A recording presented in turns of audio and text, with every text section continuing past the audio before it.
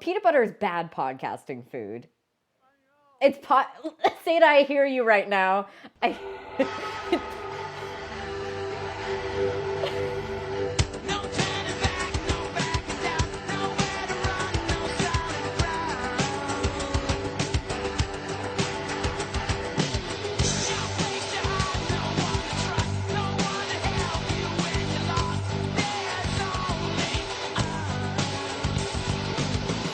Andalites, Zerks, Hork-Bajir, and Taxons. If you managed to find some earbuds, welcome to the Wonder Years for all your Animorphs rereading and eventual rewatching needs. My name is Sarah.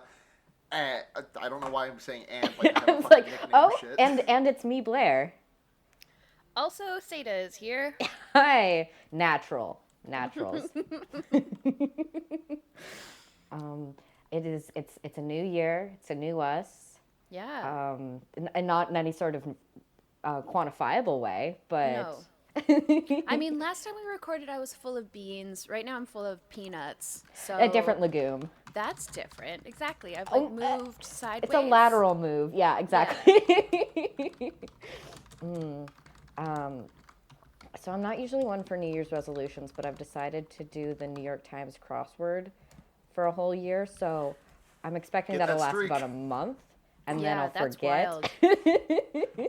I was like, I'm paying for this. I should do it, right? And so now I'm like... when everybody was posting about their streaks last year, I was like, oh, fun, I want to play. And then they were like, give us money. And I was like, I don't want to play anymore. Yeah. I was doing it. My roommate basically did the same thing. I was like, ooh, do the crossword with me. And she's like, cool. And she paid for it for about a month. And she's like, I don't like this as much as you do. Mm-hmm. So now she just like... Crosswords, like... Does she, like, you just do it together? Yeah, we do it together now. She's like... That works. Crawls up next to me and like, hey, let's look at some black and white squares. And I'm like, we can do that. Crosswords seem like something that would be exactly my shit. I like words. I have a, like, decently large vocabulary. But I feel like the reason I seem to have a large vocabulary is because I know enough roots of words and I know enough, like, simple stuff and, like, patterns of language that if you say, here's a word, what does it mean? I can figure it out. Mm-hmm. So I don't really have that big of a vocabulary. And so a crossword's like, what's a word? Come up with this word right now. And I'm like, I don't know it.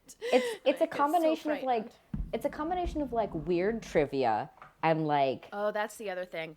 Right. Fucking do any trivia. I've got zero trivia knowledge and skills. Me neither. I usually just try to count on those being filled in by the other ones that I can kind of guess.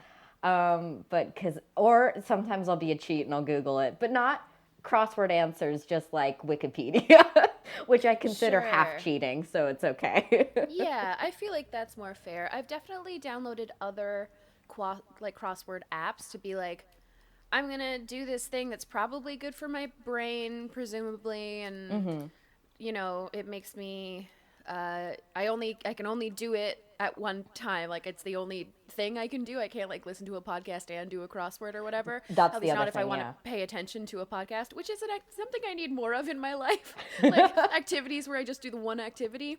Right, and are actually, like, good for me. Right, totally. Yeah, the only activity that I do regularly is playing League of Legends, and Lord knows that's been bad for me. Yeah. Right? Oh, yeah. Only because you can listen to podcasts while you do it. Literally, that's the only reason. If I couldn't listen to podcasts while playing that game, well, then you're not only doing one activity. That's what I mean. Fuck. Okay, counterpoint. I've been playing Outer Wilds a lot. Have either of you heard of that game? I've heard of it, yes. I've seen of it on Twitter. And that is like the second game in a row I've been playing where I have been, nothing, anything, just the video game. I did that with that, and I did it with Resident Evil 2 before because I wanted to get spookums. Ooh, did it work? Yeah, Resident Evil 2 scared the shit out of me, and there is a planet in Outer Wilds that I am so fucking terrified of going to that I haven't even touched it yet in my 13 hours of play. Huh. Outer Wilds is a very, very good video game. Nice.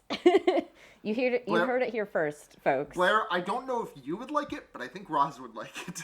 I probably would like it. I'm just bad at video games. The thing is, the control... Sorry, okay, we'll leave the gamer corner after this, but the controls in this game are really weird, like, everyone I know, myself included, who, like, plays a lot of video games is having a difficult time with them. So it's kind of like a tabula rasa as far as playing games is concerned. Interesting. It's, sucking shit with the controls is kind of baked into the game. Cool. Awful. Well, that comes intuitively for me. That just sounds like another barrier that I don't need. But I also understand the appeal. Isn't there also a game called Outer Worlds? There is the Outer Worlds. Okay, so And that's one of them's too a much. Fallout. Yeah, Outer Worlds is the Fallout. Outer Wilds is the space exploration game. Okay. Though that doesn't make any fucking sense at Right. all, does it?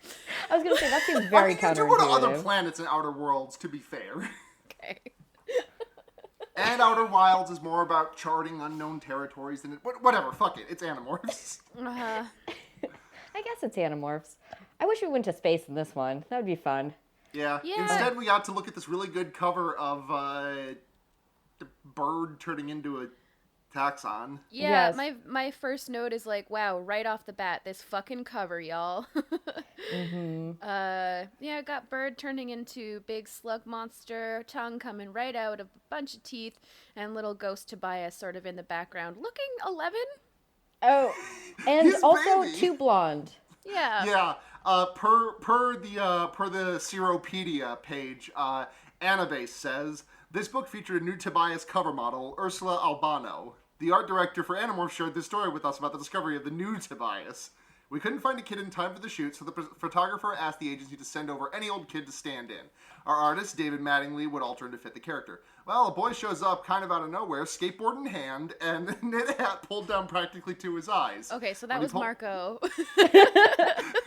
When he pulled his hat off, we knew we found the perfect Tobias. Tonya, the editor for Animorphs, and I just loved him. He was blonder than the first Tobias, but was perfect.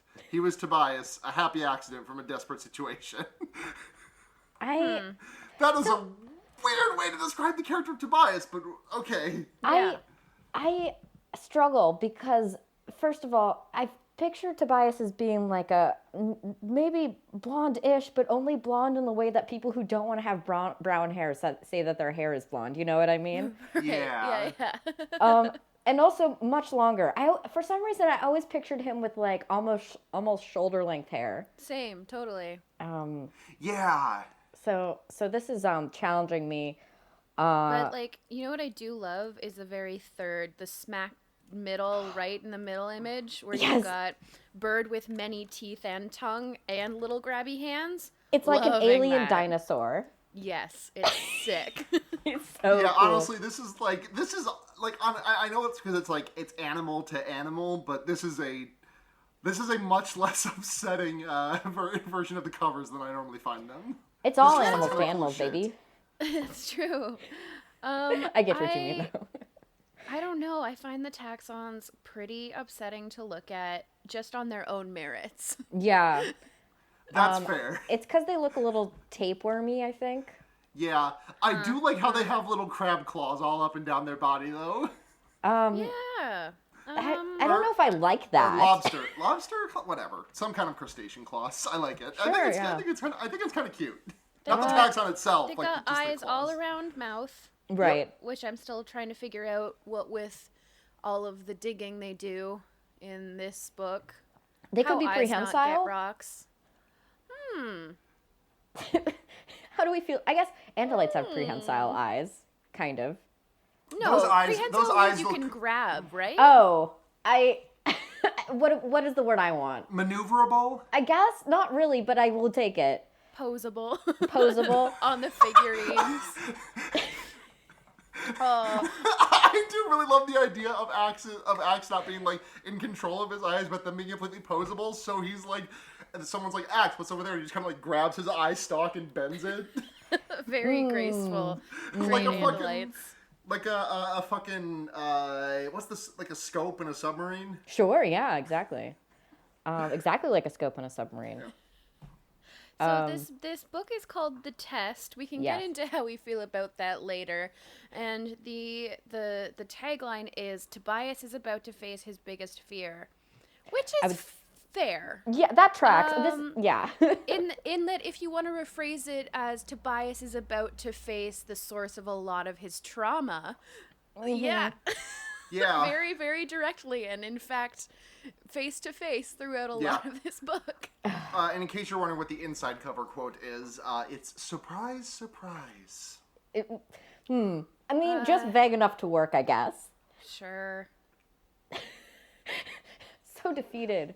Also, just some more trivia from the Wikipedia. This marks the 14th time that Nanomorph acquires a human morph. Interesting. That seems like a high number. That does feel way higher than it should be, right? Yeah. Yeah, and it's not counting like the stuff where there's been like a couple of alternate timeline human morphs, and this is the first time an Nanomorph acquires and this is me quoting the Wikipedia directly, acquires a human morph of the opposite sex. Interesting. So for what it's worth, for as difficult as this book was, like emotionally, I really enjoyed it. I think it we've had a lot of filler recently. Yeah. I feel like this is like, okay, but the philosophy of Animorphs. Let's just focus on that again. Yeah. Yeah, it actually took me a few chapters to adjust to how much plot was getting thrown at us. Totally. Yeah. Like main plot, not just because we've had some filler books with a lot of capital P plot. But yeah, this one was really in it, and I was like, oh shit, right. There's a lot Stuff going happens, on. yeah. Fuck.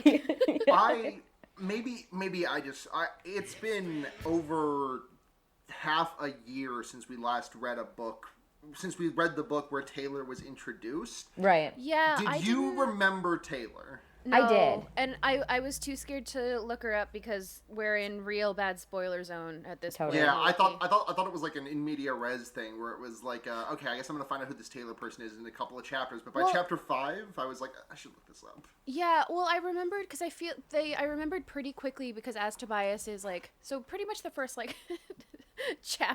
two chapters is just Tobias having PTSD very directly, and he references offhand the torture, and so I sort of put together, oh, Taylor must have been that person, but I really, it took some digging. Yeah. It is. I that's not even true of me. These books, apparently these books just, if I didn't read them as a kid, these books just evaporate from my brain as soon as we're done talking about them, because I had no recollection of that. Looking on skimming through the Wikipedia page for that book, book number 33, I was like, oh, this is kind of ringing a bell. Okay, yeah, it's coming back to me. But in the moment, I had no fucking idea. Mm-hmm. Is that the book? It was book 33 when it happened? Yeah. Yep. Last Tobias book. The only reason I retain that information is because I remember the Wikipedia article for that book specifically was this is the first reference of Taylor, which the obvious implication therein was, she's going to show up again. And so basically since then I've been looking for her. That makes a lot of sense. Yeah. One last thing before, at least I have one last thing before we get into the plot, if you guys have stuff. But I'm looking on Seropedia, and I think this is a new edition because I definitely would have noticed it before. I feel like I would have noticed it before. But they have started doing parentheticals when the animal that they're morphing has a proper name. For example, Tobias, there's a list of morphs acquired and morphs used, and under morphs used for Tobias, there's human, parentheses Taylor, human, parentheses himself, Andalite, parentheses axe. But it is really fun to see Marcos, morph used, Silverback Gorilla, parentheses Big Jim, and Rachel, morph used, Tomcat, parentheses Fluffer McKitty. Yes. It's so fun because this book, this series forgets that it's Big Jim. And I think it's important that we remember that it's Big Jim. It's really important that we do remember that it is, in fact, Big Jim. Yes. So this book opens with, Tobias flying literally around. The first two lines, my name is Tobias, still a freak in nature. And I was I'm so worried about this. But at the same time, I'm the next hour of my life. We're really in it now, Tobias. Can I say this really threw me for right off the bat? This threw me because this assumed a continuity of reader that was not there. Because we didn't have to go through the whole stuff of walking through the construction site and all my buddies and this. I mean, he does give a brief rundown of them, but he literally is oh, you know all this, I'm sure. Yeah. Which is pretty much the first time in a mainline book we've had the introduction be listen, you know where we're at. Right. And I was oh shit. This is Endgame, baby. Right. I think it's because it's so difficult at this point, especially when we have all this like returning plot stuff. Yeah, totally. To like episodize it. Yeah. Question mark, question mark, question mark. Not a word, but you understand what I mean. Yeah. Yeah, and I feel like that was really like, you know, that the like episodic television and that kind of thing was just starting to become really mainstream. Like, I mean, it wouldn't even really hit its heyday until a little while after this. So I feel like that was probably kind of cool at the time that they were like, we're just going to trust that you have had the investment in this series to read the other ones. Now let us go together, hand in hand, into war. Right. Oh yeah. You know and man, does this one wait, really do it? Yeah. It does do it. I think I just realized something. Hold on, let me just do this real quick. You keep talking. I'm gonna look this up. I just gotta look this up real quick. So this book, after basically Tobias just like clues us in on his trauma instead of the plot, which is fine. The only thing I really want to call out is that he talks about the experience of like hunting for your food. He's like, oh, if you've never like just picked up and killed and eaten an animal, try digging your fingers into a peach, like, and then just ripping chunks out with your bare hands and teeth.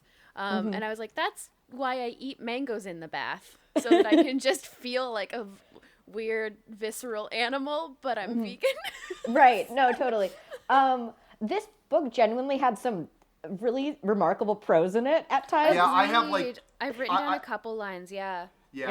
I kind of had to rush through this because I did a very bad job of time management today, and I'm definitely gonna go back and like reread, especially the back half of this, because I definitely was trying to get through it quickly to get to the podcast. Yeah, I feel like Tobias is such a great narrator, though. Like he definitely like. He just his little heart. It's so perfectly made for teenaged angst, young adult writing. So true. Yeah, and I think that one of the reasons, like, I don't think an entire series just from Tobias's perspective would work with this sort of, like, do you know what I mean? Like, sure, yeah. He would have to go through a very different specific journey, right? Like where he becomes more positive and stuff. Totally, yeah. And like because we have the different narrators to switch back and forth from, it's okay that one of them is so dark. I mean, they're all pretty dark at this point. But. Yeah. Right. But it's okay that one of them was emo already. Yeah. Right. The thing that I had oh, go on, Seda. No, go ahead.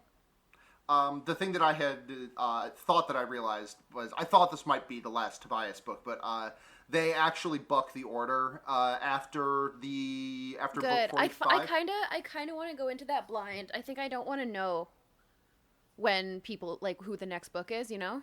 Yeah. No. Absolutely. Yeah. Absolutely. So we finish out this cycle. 45 is Marco, and it's my favorite Marco book. Like, so look forward to that one. And then from there it's just. They block the order. Yeah. So Tobias he finds a news helicopter, I think, and follows that. He's in the forest. He's fucking around in the forest, doing hawk things. And he discovers like a news broadcast about a missing child, and he's like, gotta do a hero. Gotta do a hero thing. Little Bobby McIntyre is missing. I like. He like saves this kid who had fallen in a sinkhole and like brings his dad to him, and I was just actively crying, and it was only page 13, and I was like, I'm gonna die. I'm gonna die in this book. I know. Oh god.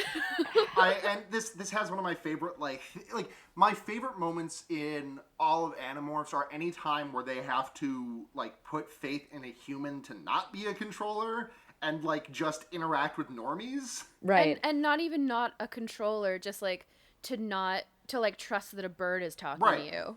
Right, exactly. Like, those are always my favorite moments in the series. Yeah.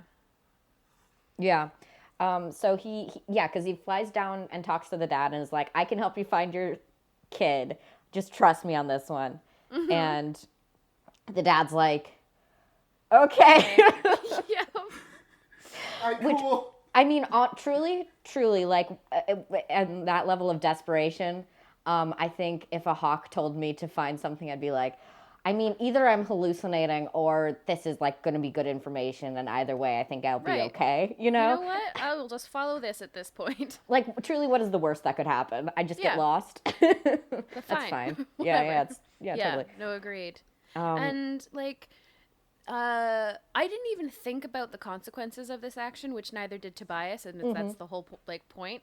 Um, because he wakes up, uh, like at a vet's, Yeah, so and he gets like bodied by a different bird, and then like yeah, wakes up in like a wildlife rehabilitation sort of center, yeah, and they're all like talking to him about how he's like the super bird who like saved the kid basically. it's really sweet to hear like these like vet techs or like veterinary people who like clearly care about animals, but now they happen to be talking to an animal who understands English, so he's like, this is so condescending. Oh, I know. It is actually like really fun though, because they're Yeah. like, "Hey, super bird, you the bird. Look at the headline. Right. You don't even know. You're just You a have no bird." idea. And he's like, fuck, yeah, well, fine. And then, like, the exact same time when all this fun stuff is happening, the vets are like, all right, we gotta go home. We'll see you tomorrow. Okay, be safe, be careful. And Tobias is like, everyone leaves me. Honey, It's like, oh my god. honey, And then he's baby like, no, no, no, boy. no, no, it's okay. They're just going home. They're just going home to their homes where they live. It's fine. They have lives. And then the worst thing happens, which is a bunch of fucking Hork-Bajir break into this like clinic, and they're like, because obviously like Visser 3 saw the headline and was like, gotta be an Andalite, Yep. and if it's not, it's just a bird, you know, so low risk. So, but I mean, the firepower they come into this thing with is just not necessary. It's wild, genuinely. Because if it is truly just a bird, one or two controllers can probably handle it. And if it's an Andalite, like at that point, it's probably stuck in morph, so it's still just a bird. You know, there's like it.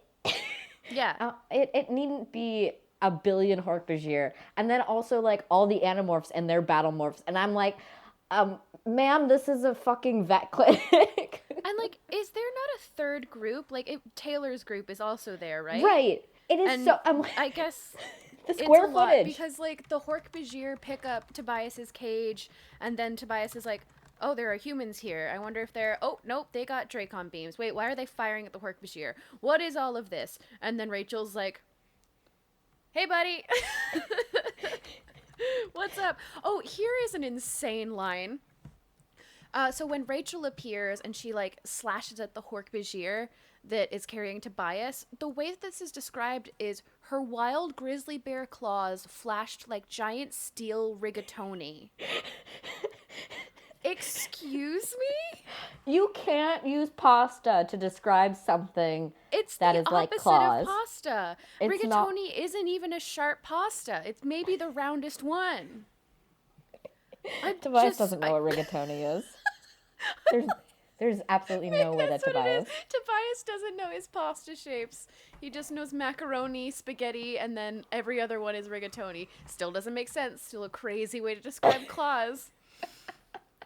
Oh my god, I'm just thinking about Tobias. Like, yeah, I like how Applebee's makes their mac and cheese. They do it with rigatoni, and they're like with what? You know, those like pointy ones with the ridges, rigatoni. A penne, maybe? What are you talking about?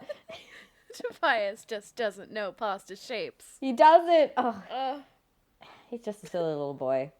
Yes. I want to take him to Applebee's. I know, I want that so badly. Especially during this book. Yes. Because, like, immediately, so he gets captured by Taylor, who tortured him. Uh-huh.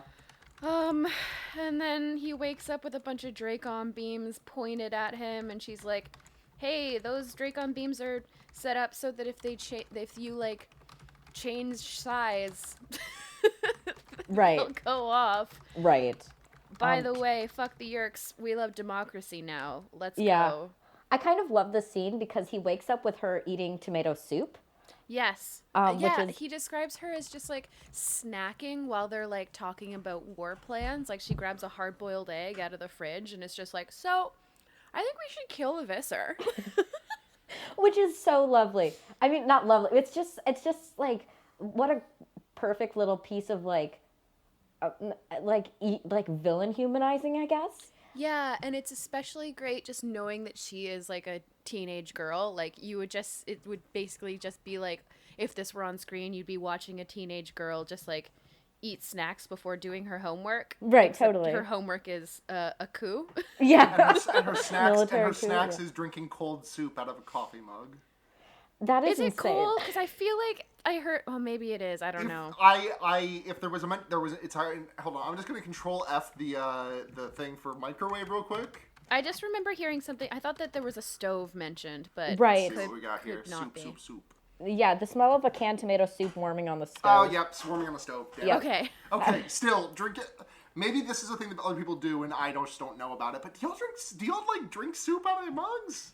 Tomato soup, yeah, sure. I Okay, don't that anymore, makes but when I sense. was bartending all the time. Tomato soup is just like tomato beverage. I would always put minestrone in there, and then I'd put a little Worcester and a little Tabasco and make myself a little Virgin Caesar That sounds awesome. to try and survive my day. Yeah. No, mug soup, definitely. Mug I soup. believe in that.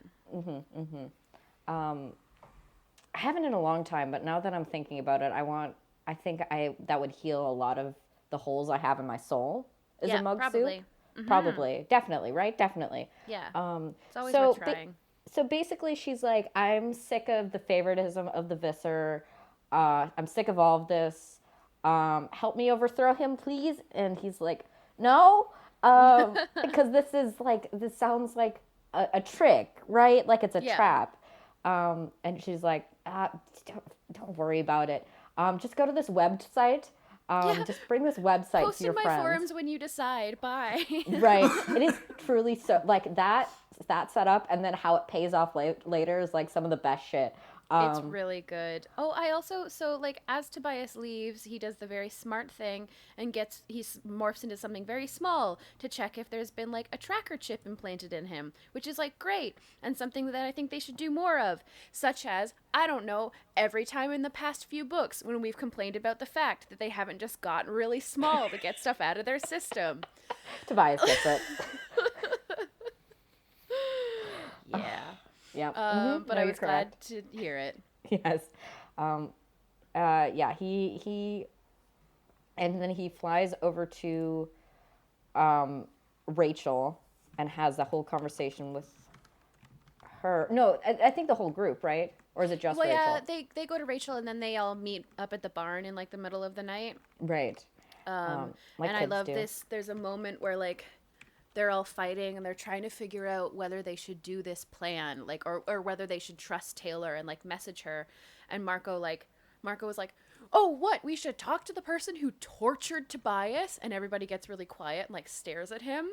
And Right. Tobias is like, "Oh my God, they're trying not to mention torture around me. Those assholes." And like has this really, oh fuck, it like hit me so hard, and it's something I understand so much, where he says, "Their hypersensitivity made me mad. Did they think the memory would mess me up? Couldn't they see me getting stronger? Couldn't they tell I'd be fine?" Yep, I have Like, that exact same quote. And he's just like, he's been so full of trauma this entire book, clearly not dealing with what happened to him, but the moment anyone's like, "I don't know if he's dealt with what's happened to him," he's like, "Fuck you." Like, I mean, truth be told, Tobias is still like very much reckoning with what happened in the Totally. in the first night that he the night that he got knoffleted, like Right. and that like in addition to being not over the trauma, the much more recent trauma of Taylor, like he is still very much like dealing with that other trauma. Which I appreciate that Yeah. being explored so much in this book, because I feel like he hasn't super gotten into it in a while. Like he might like talk about like his humanity or something like that, but he hasn't Sure. specifically dealt with his quote unquote, it wasn't a decision, but it was, and it wasn't, and it was, and it wasn't. Totally, At yeah. least he doesn't seem to know whether he totally did it on purpose or whether it was an accident, and whether he feels relief or whether he hates it. And there's been talk of those emotions in general, but I feel like they get into it in a really specific way in this book that I really Totally. appreciated. Yeah. I feel like, we occasionally have problems with the characterizations of the protagonists in these books. I feel like Tobias generally seems to be very consistent for me. And this specifically, like, not only gets Tobias, but like understands like the cognitive dissonance of trauma, you know? Yeah, totally. And like, man, because like literally when he like flinched away from them flinching away from the topic, Yeah. I like felt it. Yeah, for real. It's like so infrequently discussed that like And it's such a specific thing to so specific. Yeah, no, and it's really well done, and I appreciate that. And I also appreciate that this book also gives us time for little bits of levity, like when they decide, yeah, let's contact this motherfucker, whatever. They basically give the decision to Tobias, which I appreciate how much these kids want to give the other ones agency whenever they can, but they really seem to do it when it's the same thing as like, hey, Marco, what if we have to kill your mom? Right. Or it's like, Tobias, should we trust somebody who like tortured you? Right. And it's like, absolutely, there needs to be agency there, but also the decision needs to be made with care, but they don't have that luxury. Right. So, yes. And And especially, so like- Tobias is like, yeah. Like maybe I don't know. Maybe this is intentional and it points to some of Jake's failings as a leader, but like, I don't really have anything to say that isn't just reiterating what you just said, Seda. But like, it's bad leadership. I don't know. Yeah, no, totally. I think it definitely, no, I think that's totally right. I think it does speak specifically to Jake. He seems, still battles with the idea that he's a leader. It's like one thing to like make the hard decisions, I guess, in the moment, but to be like, to feel responsible for the pain of his friends. It's, responsible for the pain of his friends versus responsible for the pain of like the casualties of war, you know? Yeah. Seem to be categorized differently for him in a way that makes sense in a sort of human psychology way. But yeah, definitely when it comes down to something that's personal, they all do, but I think like the fact that he, as the fearless leader, doesn't step forward speaks volumes, certainly. Yeah, and then, so, as they're making that decision, they switch right to talking about how they dug a laptop out of a dumpster and Axe made it work. Yes, And it's so good. it's like a laptop salvaged from a dumpster, repaired by an alien kid and friend. It's like, and then Axe, they're all like, wait, how'd you make this work? And Jake is like, well, he once contacted his home world. I think I just gonna let him figure out. And Axe is like, I didn't know you had to pay money for internet. There are so way, many good like, axe lines oh my in this God. scene. Yeah. The one where he tries to the browser is like one of the I got like that got a genuine like laugh out loud moment Yeah, for me. totally. Like Because- the URL they're supposed to go to is Earth is ours, and Axe writes down Earthosaurus. By the way, did we know Andalites have 7 fingers on each hand? If we did, I forgot. Hold on. Let me thought take it a was look only at the last 6, time but- Axe has been on a book cover. I feel like it's also been explicitly mentioned.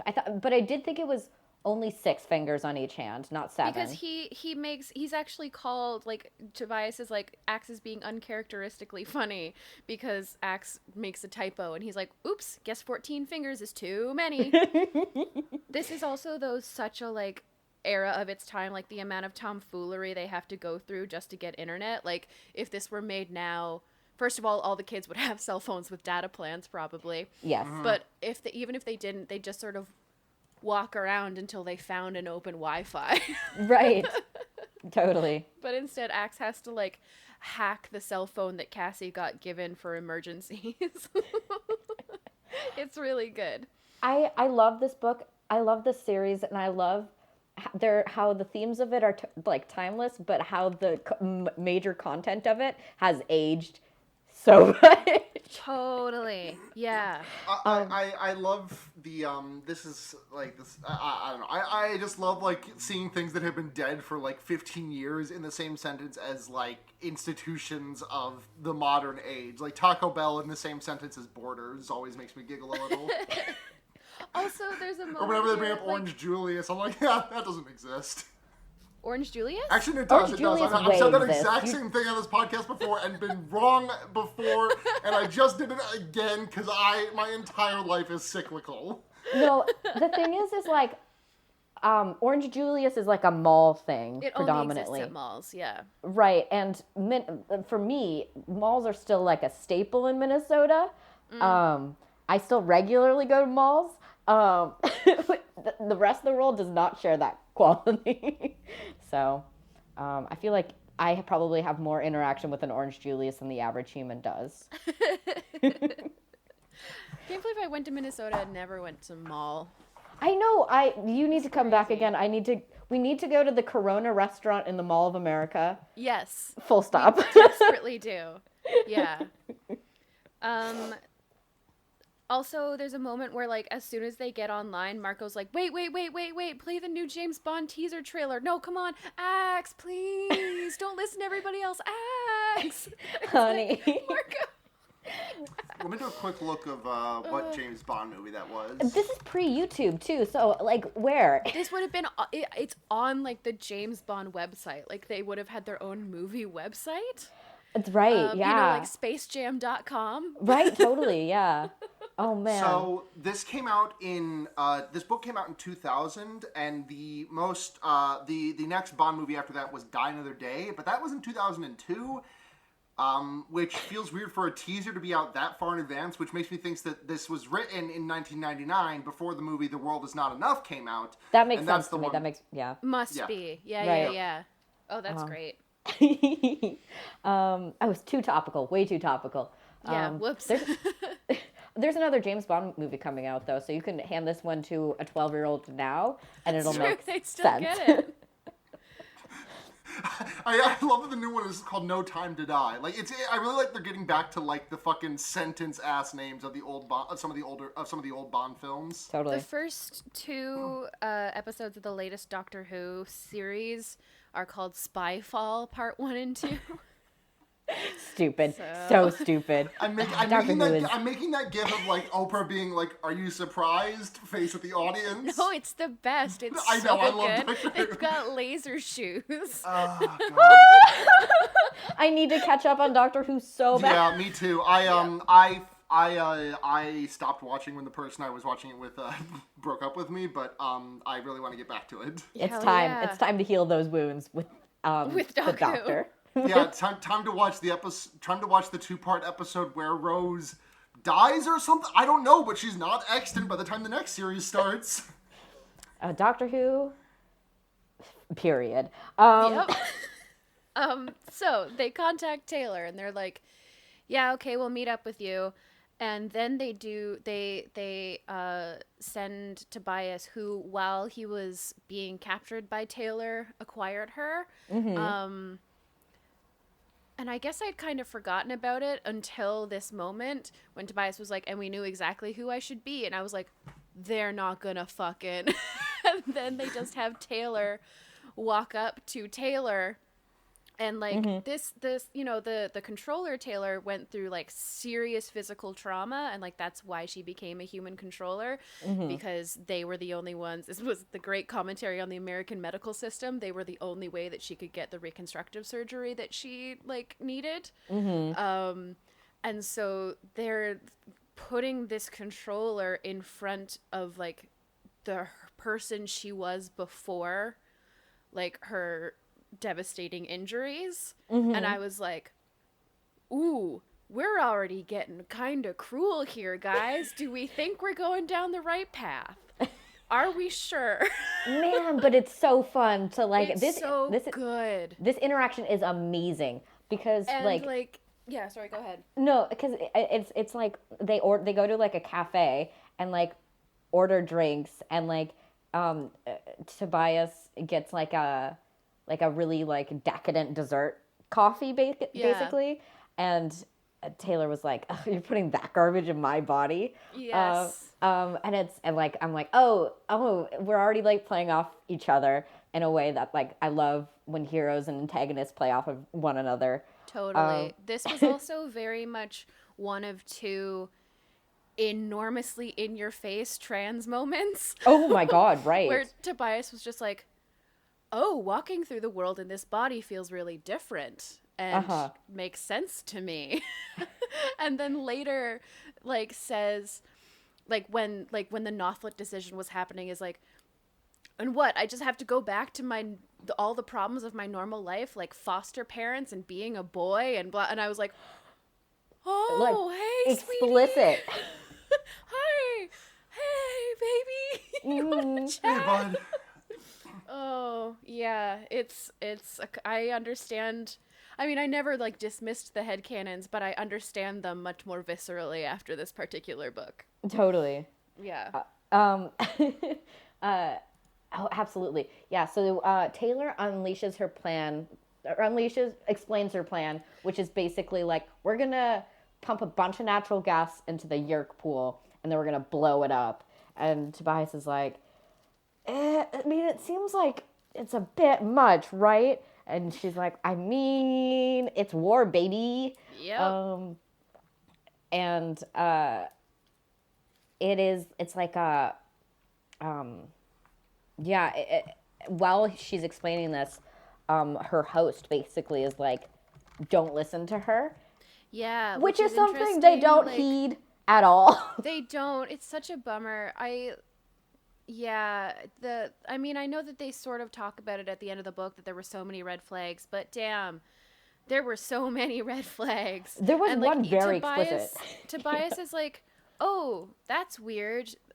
Taylor was a voluntary controller, and like the Yerk and her worked together before.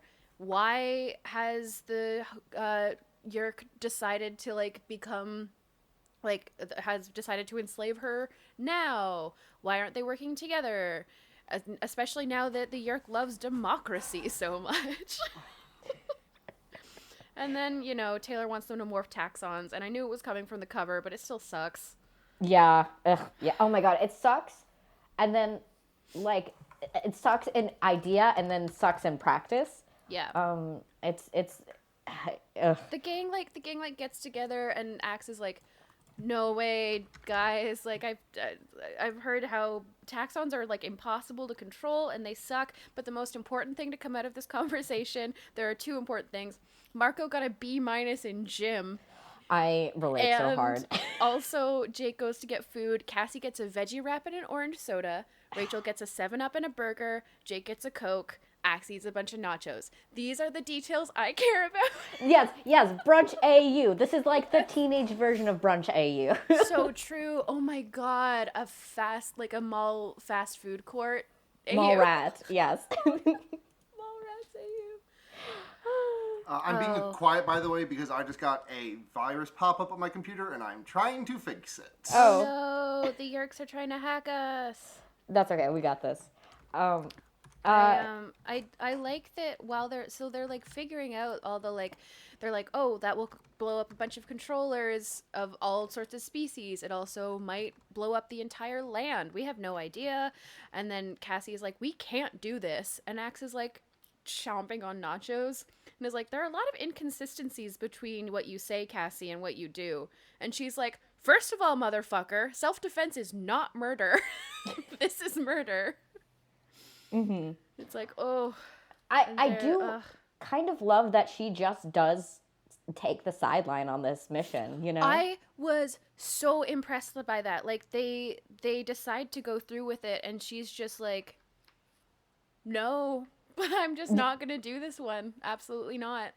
And I was like, I'm so glad of that for so many reasons, but one of which is it just shows how strong her characterization is, because so many series, I mean, ultimately, that ends up being plot relevant, right? But a lot of series would have dragged her along just to have the whole gang together, right? And she has been dragged along so the whole gang is together in the past so many times, right? And but this is one of those moments where the series is much more interested in being true to who she is. And I was like, thank you.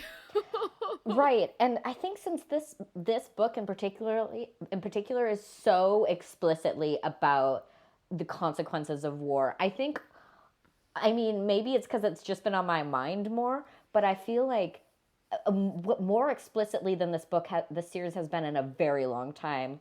I think so. Yeah. I mean, because so we are really like, and it's also probably because of how much filler we've had recently. Like it just hits so much harder, like that actions have consequences, like real consequences. Totally. And I think part of that is very much that we are recording this in early January 2020. Definitely. Where there are situations. There are definitely situations. I also found that actually with Doctor Who, like one of the most recent episodes, they travel into a real human war that happened on Earth, just to specify because it is Doctor Who. And one of the characters is feeling very hopeless, a character who's from this time, and the Doctor was like, these are the dark times, darkness never lasts, it can't in the face of human, and I literally just burst into tears and was like, oh no, world too difficult for Doctor Who. I don't know if I did. And I like felt that a couple times in this book where I was like, I don't know if I have the thickness of skin necessary to engage with this right now. Totally, yeah.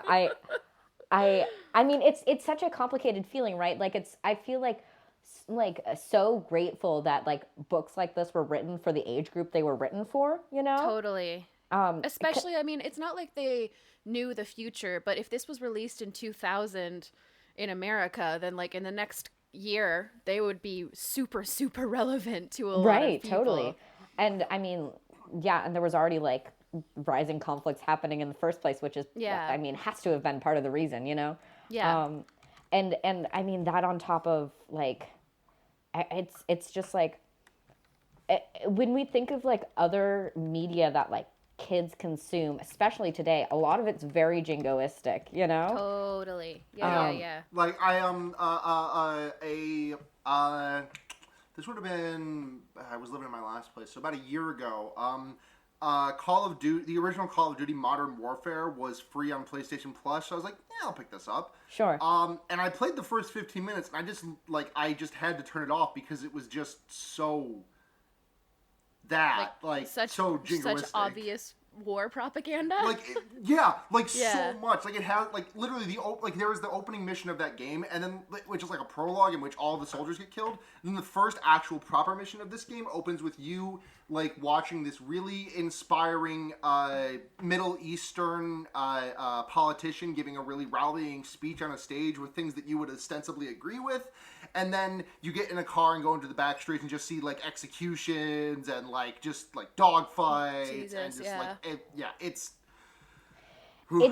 It is so insane because I have memories of, I wasn't a gamer growing up, but my parents would have not allowed games like that in my household. But I would go to like friends' houses and like see their brother playing like Call of Duty and just like watching it happen. And I'm like, holy shit. Like, is anyone so I'm not a pearl clutcher when it comes to the content that kids consume on a violence level. I don't think violence necessarily makes unkid-friendly content. Sure, yeah. It all has to do with the framing of it. Like, Animorphs is violent. It's a violent series.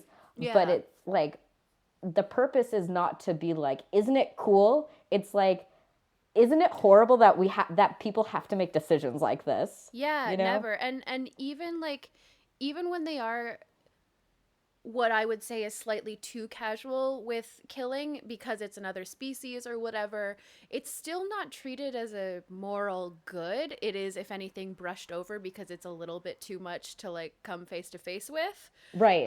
But it's never like, oh, look at our victorious blood-smeared faces as we emerge from the battlefield. It's like, right. Fuck, we barely got through that, and a lot of people didn't, and it was awful the entire time. Right. And I mean, like, they don't do it as much as they do with, like, human casualty, especially, I would say, it's interesting. So this book definitely talks about how, like, there's going to be human casualty. We're wiping out Yerks, but there's going to be human casualty because Yerks are inhumans, you know? Yeah. And there's discussion about that. But I think like, and we don't get that as often with just like strict human casualty, but it's like, we also get like conversations about what it means to kill Hork-Bajir controllers and stuff like that. Right. And Cassie explicitly is like, Cassie can no longer, like, there was a time in this series where they were all pretty much okay with like blowing up a ship full of Yerks because fuck it, there's a bunch of Yerks up there. But now they've met enough Yerks who want to be peaceful or who want to resist, Right.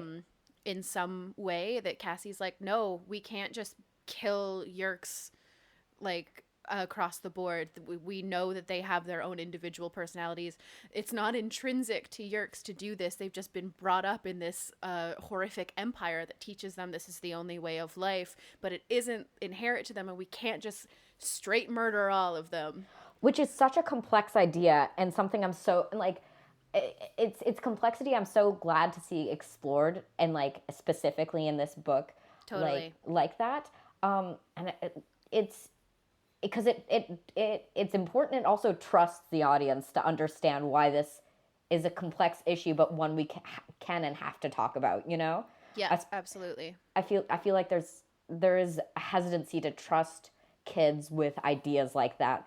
But I read like complicated books when I was in grade school, Totally. and I understood what was happening, you know? Yeah. I feel like Kay Applegate and the ghostwriter she hires, definitely like don't. I mean, not unilaterally don't pussyfoot around shit. You know, they like it's important to trust kids. You know. Absolutely. I mean, I think that's ultimately why they were so popular. Like, I think that a lot of kids got into it because, ooh, animals. Right. But like, most kids just want to be trusted that they can think for themselves because they're still figuring out their individuality. So they want to be assured that they have it, and they want to be assured that they can think for themselves and like be trusted to deal with big issues and stuff. And like, Absolutely. obviously there are limits on that where you have to be responsible with how much a young mind can hold. But I think these books do that. And they do it really well. Yeah. Yes. So I I mean, the latter half of this book is just it's really bad to do things, basically. Yeah, I know.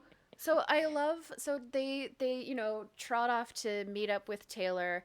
They're gonna dig hole as Taxon, and they're Andalites. I love whenever Tobias morphs an Andalite because he's like, ooh, they're focused yet playful with this unwavering optimism, and it's like, I'm gonna die.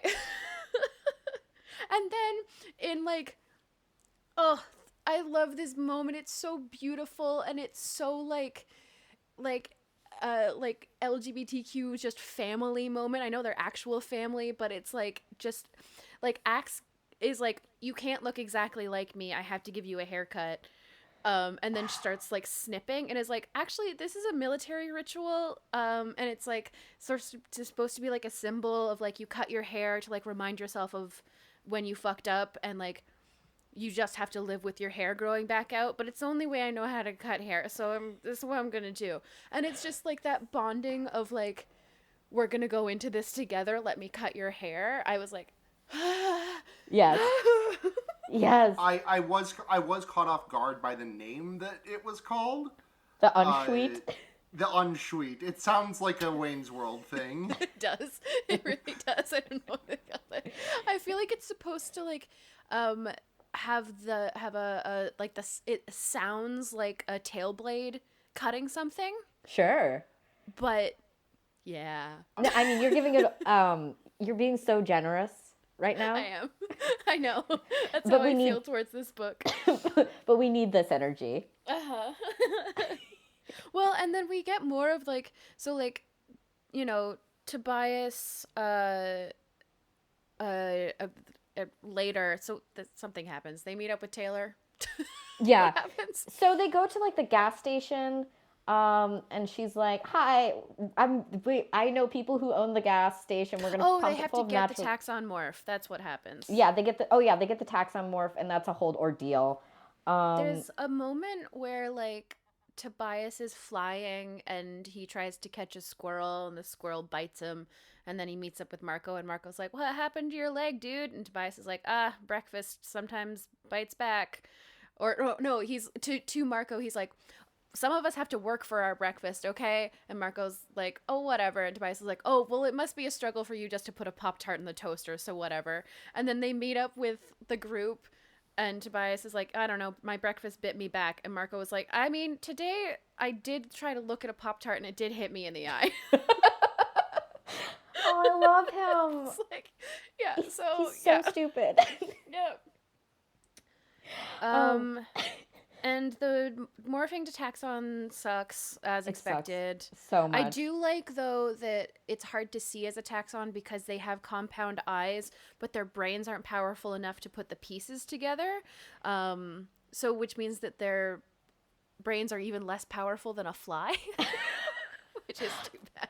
Taxons are an insane animal. They are. The morphing is described as just like becoming liquid tube. There's a moment like when Axe morphs the taxon later. I thought this was amazing. The phrase is something like it was like all pieces of Andalite had to be annihilated before the taxon could be created because Axe just basically becomes like a puddle and then forms into a taxon. Yeah. And I love the idea that just physically an Andalite can't handle the thought of turning into a taxon, so it becomes something different first. That's so Andalite in a way that I love. It's so good.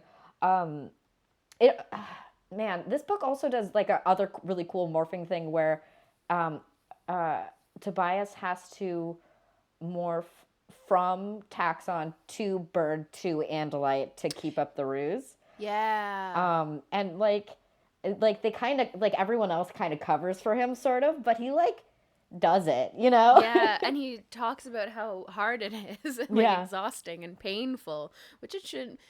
Morphing's not painful. That's the whole thing of it, but it apparently is if you do it too fast. Do too much of it at once. Yeah, sure, and fine. Taylor, does very much attempt to kill Tobias because he's coming at her as a taxon, but Axe made it so her Dracon beam couldn't go above stun.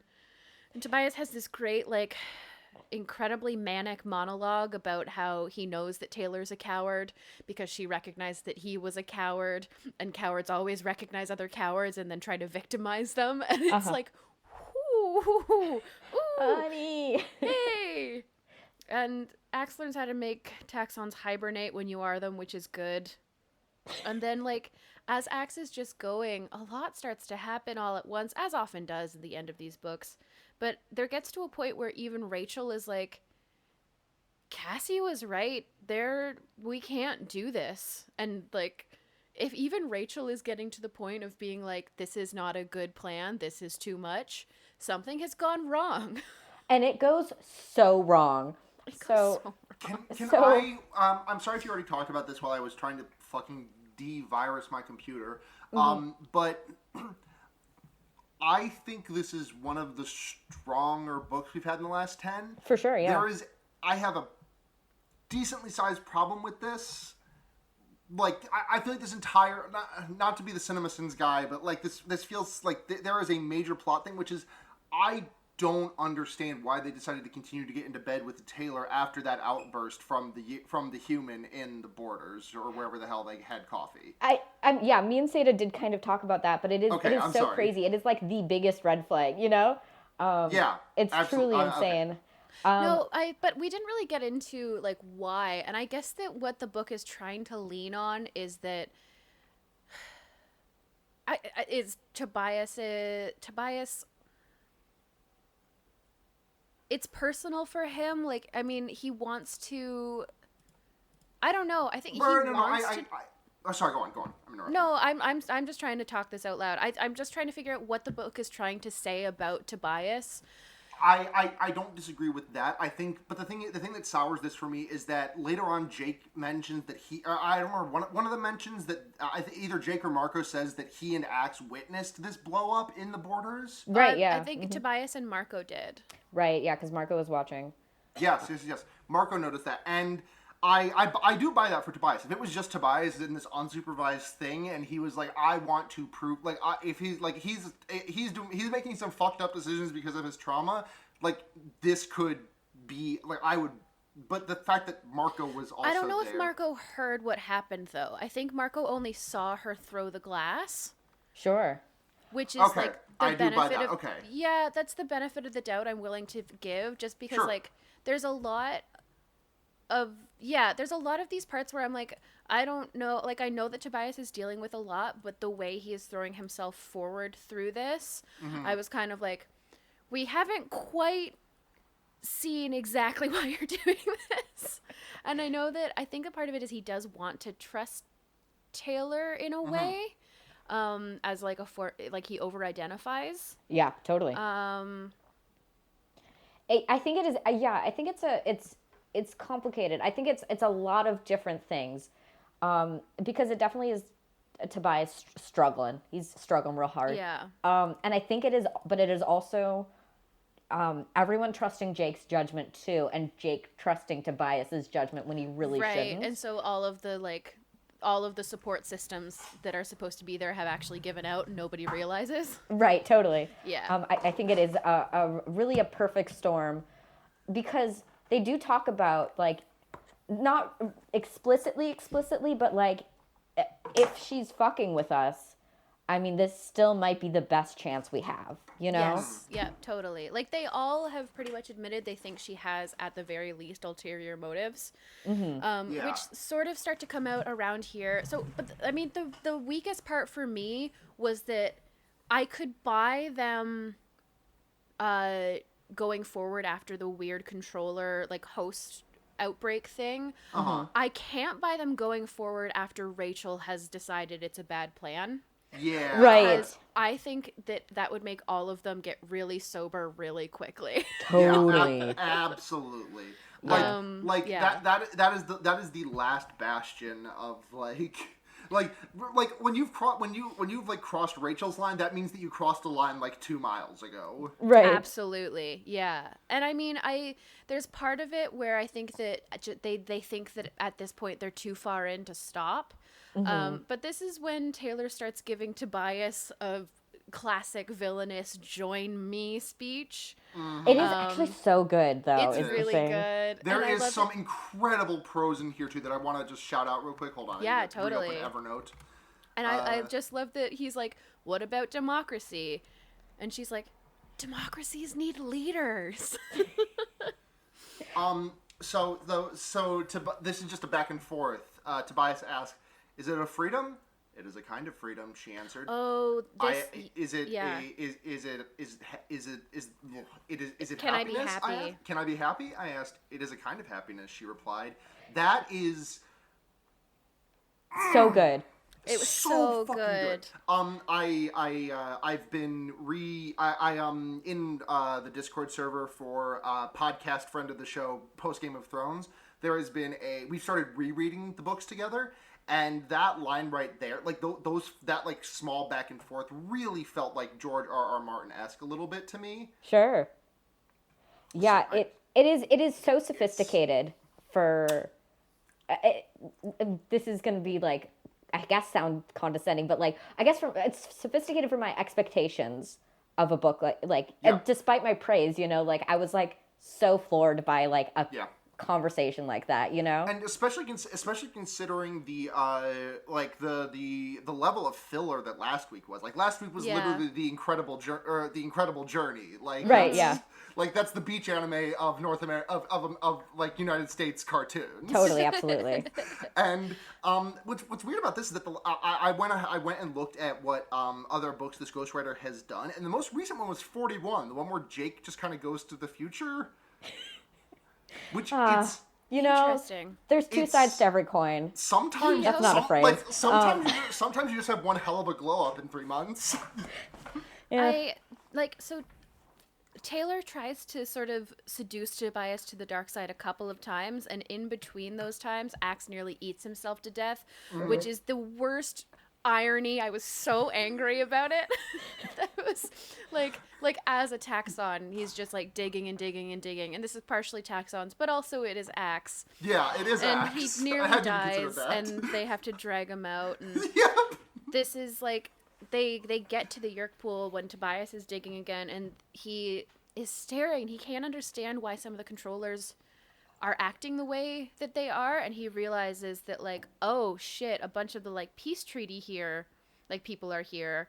And that's when Taylor has that incredible conversation with him, and he like seems to be genuinely considering like, yeah, maybe I should just be Taylor's host. Like maybe that's just what we do. And then he's like, no, no, I'm not going to do that. And I was like, thank God. Because honestly, at this, I didn't truly believe that, like, that was the thing that would take Tobias out of the game, you know? Like, I thought that, but I did think, like, hey, Tobias could become a controller for a couple of books. Yeah. And also don't like know. and also and maybe not even for a couple of books. Like we are into the final. This is like the this is the 12th to last book. Like Right. Yeah. It's not the endest of end games, but like this is where like things can't. This is where like things are going towards it. Yeah. In my heart of hearts, I'm still not spoiled on what happens to Tobias, but I just didn't believe that's what it was. Yeah. Right. Yeah. But I was like, it's possible. Totally. And then there's like this chase sequence where Tobias is trying to eat Taylor, and she's like knocked out all of the other animorphs, and then she just he's like, if you shoot the pipe, like, you will die, but you'll die too. And she's like, fuck you, I won't die. I'm a slug inside of a skull that's like reinforced with a bunch of titanium. I'll be fine. Pew pew. Nano Yeah. Machine, son. It And, sucks. Everyone is on fire for a chapter. It's the A worst. whole chapter, they're getting blown down. They can't breathe. Tobias kind of realizes that the taxon doesn't really need to. And then he's like pushing his friends who are nearly dead to whack towards the surface. And he's like screaming at himself to like not eat them. Just return. And then the gas turns off, and they go up and they're like, oh, someone turned the gas off. Oh, weird. There was a break-in at the pumping station. It looks like an animal got in there. Wonder what happened. And I honestly had no idea what was going to happen. neither. I had no idea who was going to be in there. Right.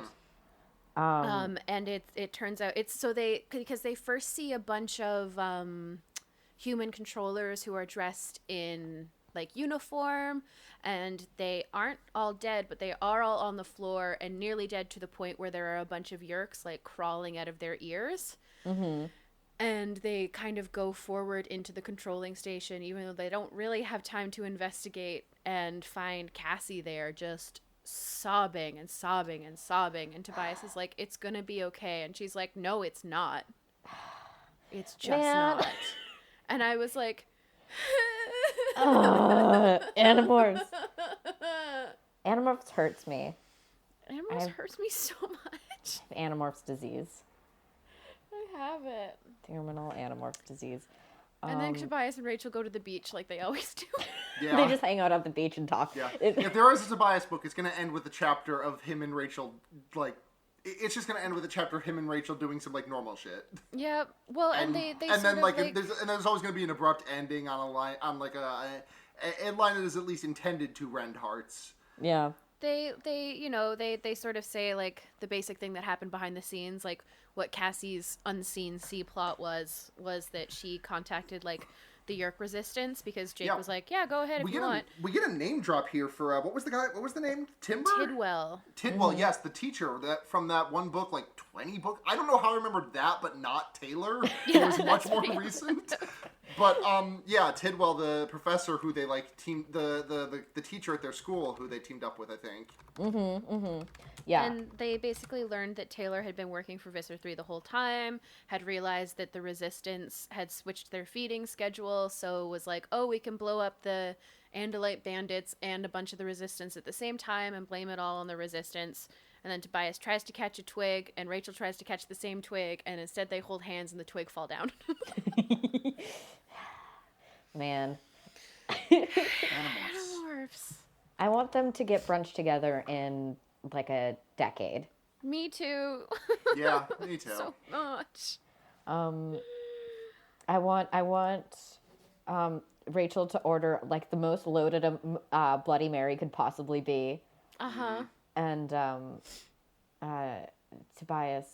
Like it's pink because there's just so much liquor in it. Wait, what's in a Bloody Mary? Bloody Mary's tomato juice. And what's the other thing? A mimosa. A little bit of vodka. No, yeah, vodka. Okay, no. And My a joke bunch was of other shit. my joke was that the amount of vodka would dilute it to the point where it was more of a pink Mary than anything. Well, the dangerous thing about a Bloody Mary is that tomato juice really covers up liquor really well. Right. It's the dangerous thing. Marco's the type who would get the one with a hamburger on it. Oh my god. Yeah, they go to a place with like a Bloody Mary bar and he goes fucking insane. Yeah, he doesn't even really want the drink. He like gives it to Rachel. He just eats the rest of the stuff. I can see Marco asking. I imagine that like every time Marco goes into a restaurant that has like an average meal cost of above $10, he's just like, "Can I see a kids menu?" Just a He little loves a running grilled joke there. cheese. Yep. Loves the grilled cheese for sure. Yep. We have a question. Cool. This question is from Twitter user @nudity, who wants to know, at the Wonder Years, I want to stop thinking about this, so I'm sending it for next week. How do they all take their coffee/Starbucks order? And when did they send that? Would you say maybe 3 weeks to 6 months ago? December 14th, 2019. Not that long ago. Okay, 3 weeks. You know, we've done worse. Yeah. Oh my god. I mean, Marco's obviously like, he doesn't like coffee, but if he'll do it, like, it's so much cream and so much sugar. Yep. Right. I mean, first he has to grow out of ordering it black just to, like, be cool. Yeah. Right, because he hates it and never drinks it. Yeah. Yeah. I can see Cassie going with like a really like just like a really low, just like like a black coffee or like a 1 or 2 creams. Yeah, I feel like she Like probably doesn't drink coffee. She's more of a tea person, I think. Yeah. Yeah. But I also can envision her like waking up early to do like some vet work with one of her parents, and they brewed a pot of coffee, and she's like, might as well. Right. Oh, my heart is feeling things, like thinking about like 18-year-old Cassie like grinding up beans and making coffee in the morning. Like, oh my god. I think Rachel is really stuck up about her coffee beans, so she buys the coffee beans. That's exactly what I was thinking. They like moved into an apartment together, and Cassie's like, I don't understand why we can't just have a drip coffee maker. And Rachel's like, because they're bullshit. Cassandra, don't you want the full flavor of the beans? And Cassie's like, I don't know. The It tastes beans. the same to me. The beans. She's like, well, I'm just gonna be making myself like a Lipton black tea in like a second anyway, so it's fine. One of them has to. This is not a thing I'm going to hard commit to, but I think one of them has to drink like instant coffee. Jake is an instant coffee man. Yeah. Or Folgers. Folgers are an instant. instant coffee. I thought you said incense? Oh, And I incense. was like, what's this trend I haven't heard of? Oh my god, you have to go to LA and get the incense coffee. Incense coffee. No, it's you misheard me. It's the incensed coffee. It's coffee that you. It's coffee. Makes it's just you prepared. furious. It's That's coffee all that's- coffee, baby. Yeah. Well, no, I was just gonna more say it's coffee made by someone who's extremely mad at you. Uh-huh. If you order it, the person that you scorned in the 4th grade is called in, and they will make you the coffee for you. God, Jake just mixing instant coffee with cream, like not even like with water and then putting cream in. Oh, He's like, coffee mate. what? Oh my god. I just had flashbacks to my father telling me that his dad used to just pour Coffee Mate in cereal in the morning, and I'm like, no. Jake and Marco absolutely do that sometimes when they're roommates. Yes, for sure. Oh my god, Like, because no, dude, it means you're getting it all at the same time. It's so efficient. High five.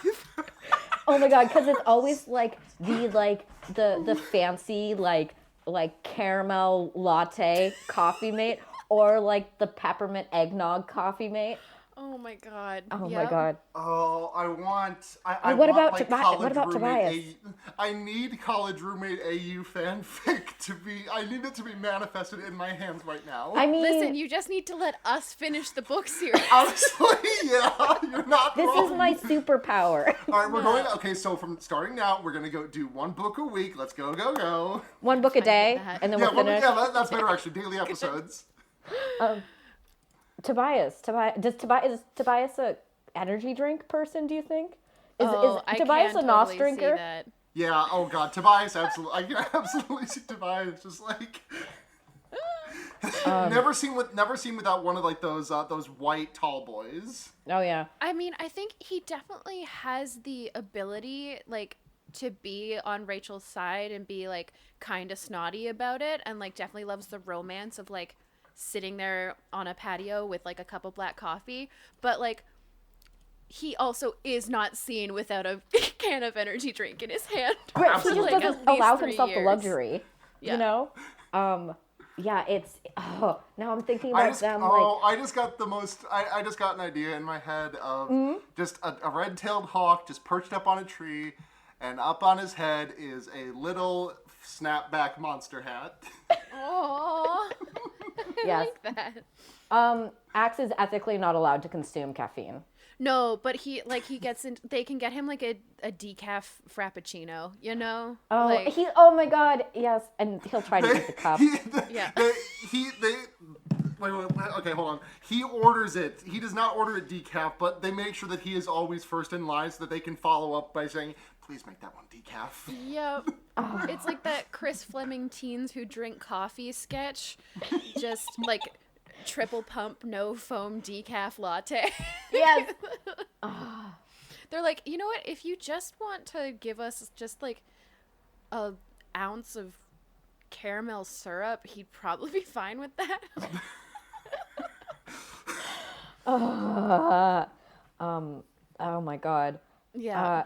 I can't think about this anymore, but I have to. I'm okay. Last is just like, so Tobias doesn't allow himself the luxury of like nice coffee, but sometimes he will crash at Rachel and Cassie's place and Yes. just like, it's like a Sunday morning and they're like, we're going to brunch in 2 hours, but I'm making coffee now. And There's like a vague like Rachel Tobias bickering about like, no, you should really, this one should sit for 3 minutes. I think probably 2:45 is about the limit for this roast, don't you think? Well, actually, you know, I've been making a lot of it, and at this course of a grinder, we do need like 3 minutes. I don't know anything about coffee, by the way, obviously. And Cassie's just like, what you guys up to?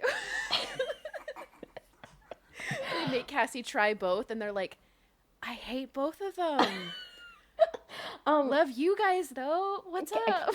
Cassie, oh my god, Cassie prefers going out to eat with Rachel and Tobias because they go to fancy places with vegan options on the menu. Absolutely. But would probably enjoy like spending like like an afternoon at a place with like Jake if there was options for her on the menu, because like it's just like so much lower stakes, you know? Yes. The stakes are and so much you'd, like, lower. you know that Rachel like tries to meet her halfway by like buying her really fancy tea leaves. And like a whole tea set. And then like she walks in the afternoon one time and Cassie's like staring at her with like wide eyes and guilt, and Rachel's like, "What's up?" Like opens her teapot and is like, "What the fuck?" Are these still like 25? They were so cheap. I know they were so cheap. Why are you drinking this? Yeah. Oh my god. Yes. Oh, she has just like a crate. She like has a Costco membership with Rachel. But she's the only one who uses it. And she just buys bulk Lipton black tea. Yes. It's so rancid. It's just so awful. But she's like, it gets the job done, and Rachel is like, does it? What job, Cassie? Cassandra, what job? Oh no, we have to leave. I Yeah. have to go right now immediately. There's no further up the chain to bring this. Seda already sent this into us so that we could stop, so that they could stop thinking about it. Now we have nowhere to send it, so we must end it. Yeah. The cycle of coffee headcanons ends with us. I feel. Do you still have that tweet up? What time did I do. send it? You sent that tweet at, that would be 9 a.m. Was it a Saturday? Maybe. Let's take a look at the calendar. I was either. That was indeed a Saturday, yes. Okay, so I start work at 9 on Saturdays. So definitely what happened is I'd been obsessing about this all night and had to go to work and had to exercise it from my body before I could move on with my day. That's very much what happened. I'm actually flushing a little bit that I just called myself out so specifically. My face got a little hot when I was like, oh no, I know exactly what this behavior was. So that's what that was. Hey Theta, where can we find you online? Oh, on Twitter at nudity with an EA instead of a Y, or music at gaygothvibes.online. I just released a new EP like a week and a half ago. It's very good. Fuck yeah, new EP. Thank you. And another podcast called Music for Molehills, also on Noise Space. Nice. Noise You space. can find me I on finally got around to listening to the latest episode of Music for Molehills, and I sent Seda a message today that was the song. They wrote a song from the perspective of mascot of the show, Gerald. Yes.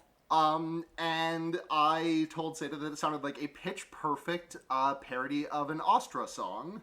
Like if Weird Al did Astra, that's what it would be. I'm like not familiar, but I do love But that for me. I kind of took a gamble on Astra because they are a queer Canadian musician, and you guys all know each other. yeah.